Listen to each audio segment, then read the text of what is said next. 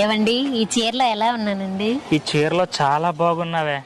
నువ్వు ఈ చీర కట్టడం చీరకే అందం వచ్చిందే. థ్యాంక్స్ అండి.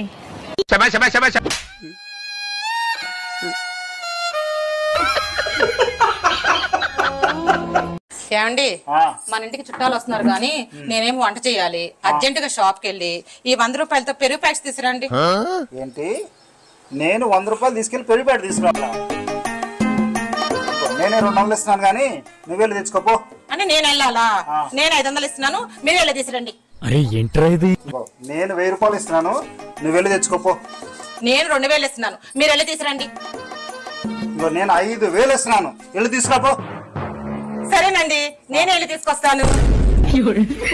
అమ్మయ్యా, ఈ నెల షాపింగ్ చేతిలో డబ్బులు పోయనే, అయ్యో జేబులు ఖాళీ ఆయనే.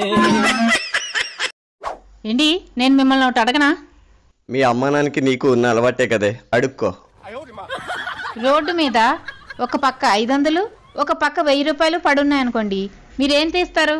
నేను నీలా తెలివి తక్కువ అనుకునేవి 1000 రూపాయలే తీస్తాను. మీరు చాలా తెలివైన వాళ్ళు అనుకున్నానండి. 1000 రూపాయల నోట్లు బ్యాన్ అయి చాలా కాలం అయింది.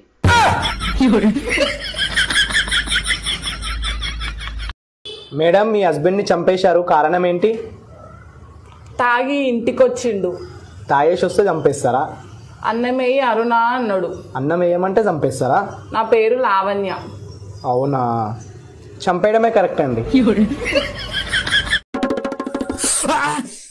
వేడి తీసుకున్నావు, చెట్లు పెట్టిన వాత పడింది. ఇగో ఇది రాసుకో. మరి నువ్వే వాత పెట్టి నువ్వే ఆయింట్మెంట్ ఇస్తావా? రేపటితో ఆయింట్మెంట్ ఎక్స్పైర్ అయిపోతుంది, మరి ఎందుకు వేస్ట్ చేస్తాం? రాసుకో.